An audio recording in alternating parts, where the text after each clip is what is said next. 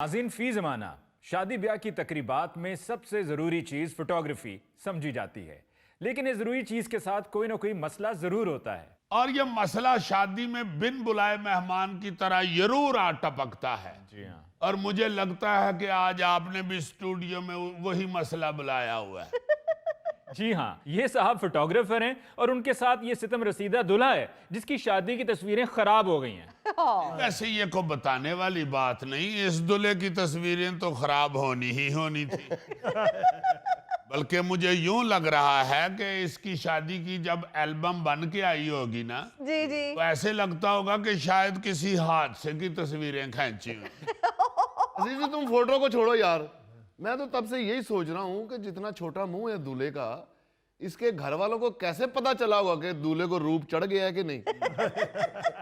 अब वाकई रूप चढ़ने की तो जगह नहीं है यहाँ पे, तो मेरा ख्याल है कीड़ी भी सिंगल ही चढ़ सकती है। ऐसे मुंह को दिलदार भट्टी साहब ने बहुत अरसा पहले जुगत लगाई थी कि ये भाई साहब मुंह में किन्नू रख के शेव करवाते हैं। ओ भाई साहब, मैं यहाँ पे अपना मसला बयान करने आया हूँ, आपसे जुगतों की शेव करवाने नहीं आया। ओहो, चलो ये तो यकीन हो गया कि ये जिंदा हैं। अब जी इनका मसला क्या है जी? हाँ, ओ जी, मसला क्या होना है, इन भाई साहब की बातों में आके मैंने अपनी शादी की तस्वीरें और वीडियो इनसे बनवा ली।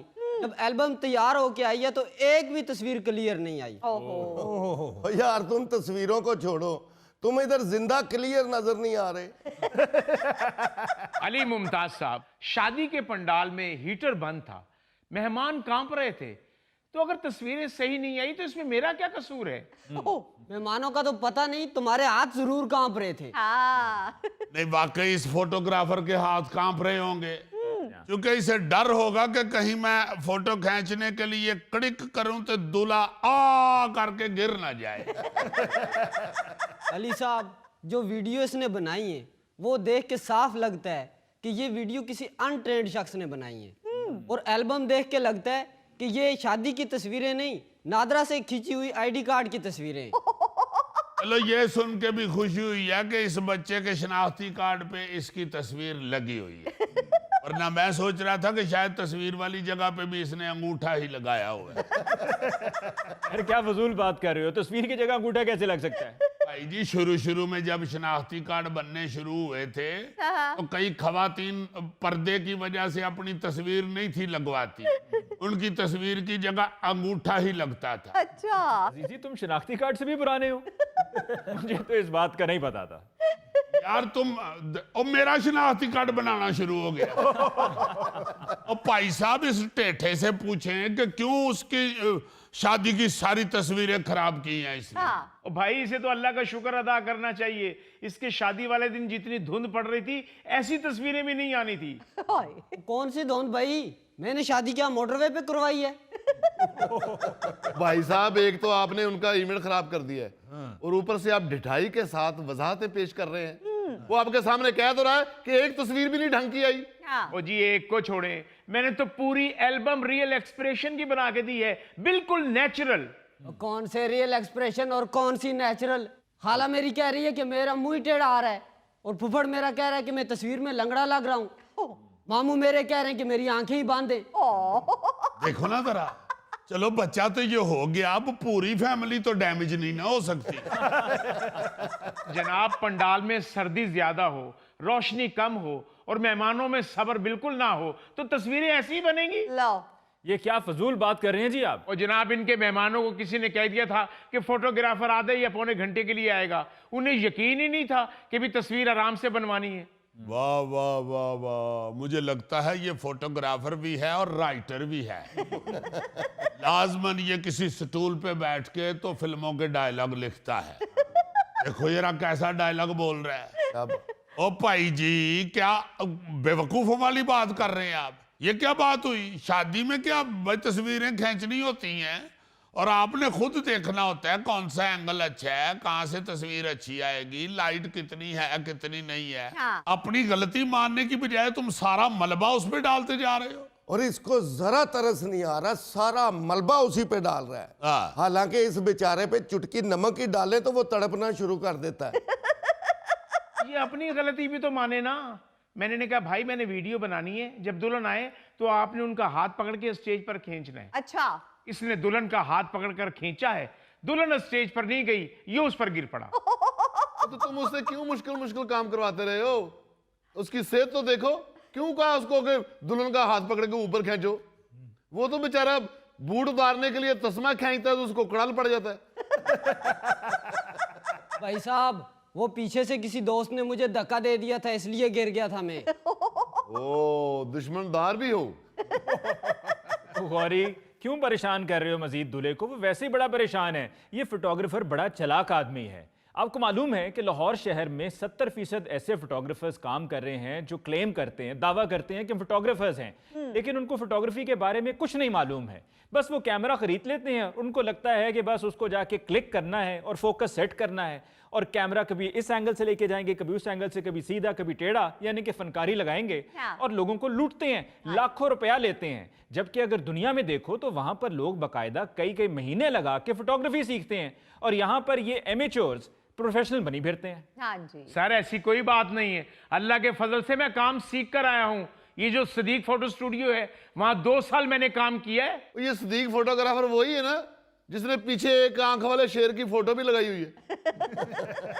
और भाई साहब किस दौर की बात कर रहे हैं आप? अब तो उन्होंने डिजिटल स्टूडियो बना लिया है। जी जी जी, इस तरह के लफ्ज सीखे हुए हैं इन लोगों ने, और रोब डालते फिर रहे हैं और लाखों रुपया बटोरते फिर रहे हैं। हाय। और इतनी बेशर्मी आ चुकी है इनके काम में कि सिर्फ ये घर वालों को और खास तौर पे दुल्हा दुल्हन को मुतासर करने के लिए ऐसे ऐसे एंगल, ऐसे ऐसे पोज बनवा रहे होते हैं, ऐसी वाहियात फोटोग्राफी कर रहे होते हैं कि बाखुदा शर्म आनी शुरू हो जाए। हाँ जी। ये क्या कर रहे हैं यार, क्या कर रहे हैं?